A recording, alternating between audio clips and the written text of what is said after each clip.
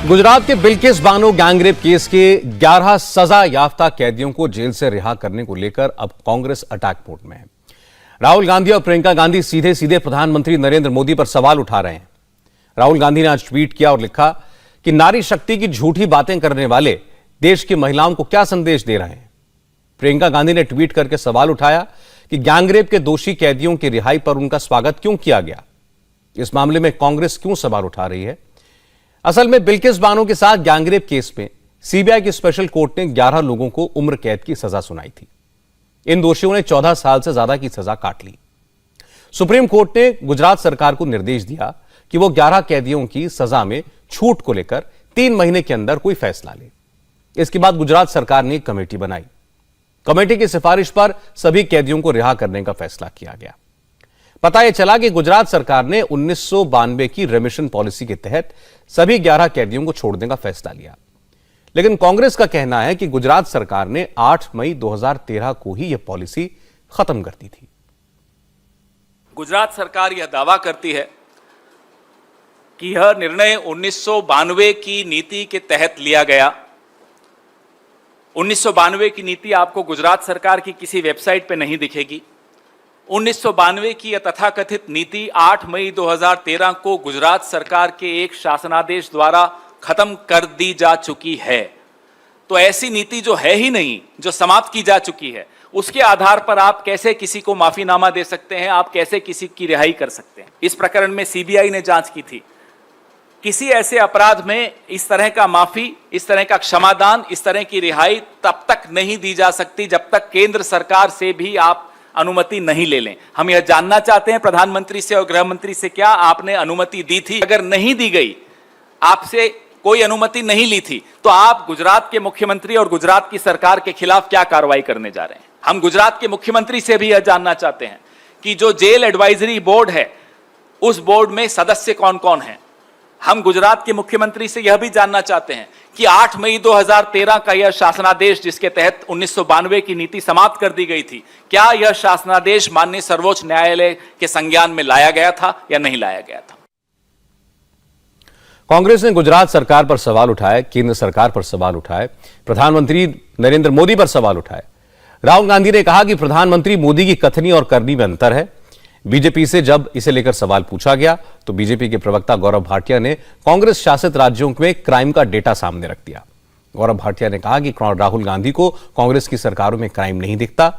वहां गैंगरेप होता है तो राहुल वहां नहीं जाते। गुजरात की बात आई तो सवाल उठा रहे हैं। एनसीआरबी का डेटा निकालिएगा, सबसे ज्यादा बलात्कार के मामले 5310 राजस्थान में है 2020 की रिपोर्ट के अनुसार, और 2019 में 5997। सवाल वो व्यक्ति उठाए जो अपने आचरण से और अपने चरित्र से पहले एक उदाहरण पेश कर पाए। आपने जो विषय उठाया है, जब तय होगा उस पे भी अपना वक्तव्य हम जरूर रखेंगे, लेकिन ये जो राजनीति हो रही है फोटो खिंचवाने की, इसको बंद होना चाहिए। गुजरात में असेंबली के इलेक्शन इसी साल है। बिल्किस बानो केस को कांग्रेस मुद्दा बनाना चाहती है, इसलिए आज कांग्रेस ने इशारों में आम आदमी पार्टी पर भी सवाल उठाए। पवन खेड़ा ने कहा कि जो पार्टी निर्भया कांड की बड़ी बड़ी बातें करती थी, अलग तरह की पॉलिटिक्स का दावा करती थी, वो आज कहां है? मैं स्पष्ट तौर पे कह रहा हूं, जो दल निर्भया के बहुत ही दुखद हादसे को आधार बनाकर राजनीति में घुसे थे, जो अलग तरह की राजनीति का दावा भरते थे, वो दल कहां है?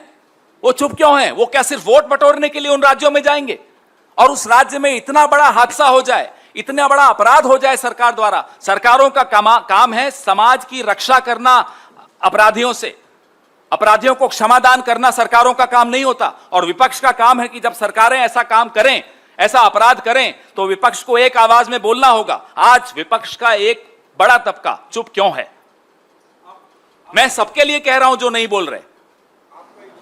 मैं किसी की तरफ इशारे नहीं कर रहा, स्पष्ट तौर पे कह रहा हूं, निर्भया को आधार बनाकर राजनीति पे घुसने वाला दल कौन सा है? हम सबके सामने है वो। बिल्किस बानो केस में जिन 11 सजायाफ्ता कैदियों की रिहाई हुई है वो सुप्रीम कोर्ट के निर्देश पर बनी कमेटी की सिफारिश पर हुई है। जब ये 11 कैदी जेल से बाहर निकले तो जेल के बाहर उनके परिजनों ने इनका स्वागत किया, मिठाई खिलाई। इसका वीडियो सोशल मीडिया पर वायरल हो गया।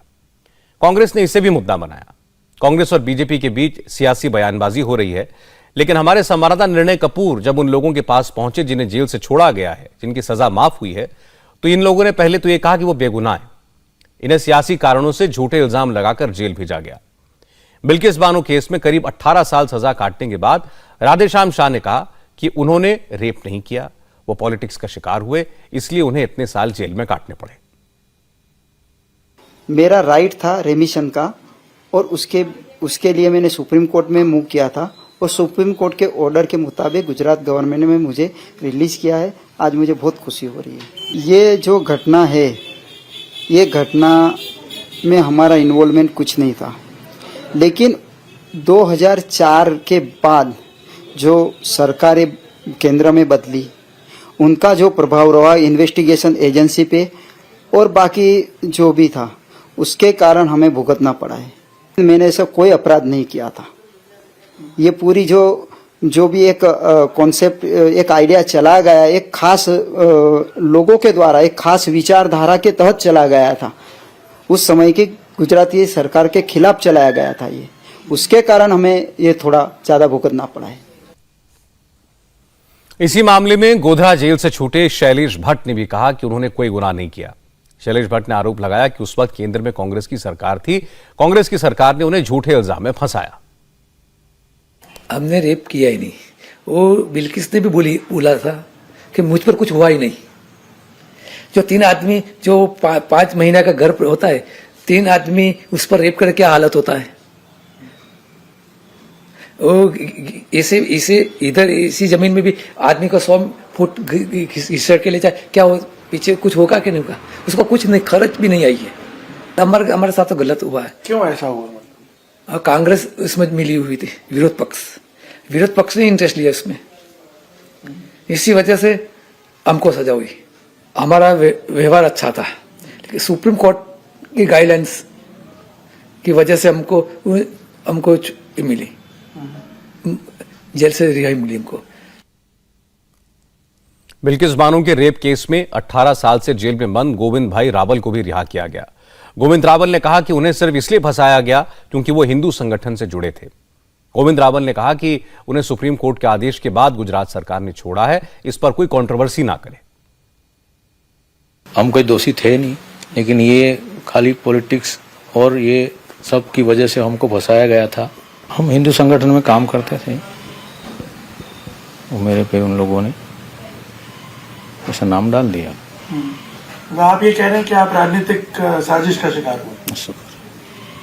मेरा समय पूर्ण हो गया अभी, और सुप्रीम कोर्ट ने हमको आदेश दिया और सुप्रीम कोर्ट की वजह से गुजरात सरकार ने उसका ये करके हमको छोड़ा है।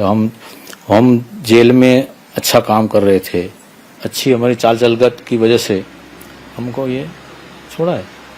आप ये कहना चाह रहे हैं कि क्योंकि आपको अच्छे चाल चलन की वजह से और पूरी सजा काटने की वजह से माफी मिली है, ये सजा माफी, तो अब इस पर विवाद नहीं होना चाहिए? नहीं, विवाद नहीं होना चाहिए। बिल्किस बानो के रेप के दोषियों को छोड़ना गलत है, लेकिन जिन लोगों को छोड़ा गया वो खुद को बेगुनाह कहते हैं। वो कह रहे हैं उन्हें सियासी कारणों से फंसाया गया। जो सच हो वो सामने आए, जो दोषी हो उसे सजा मिले।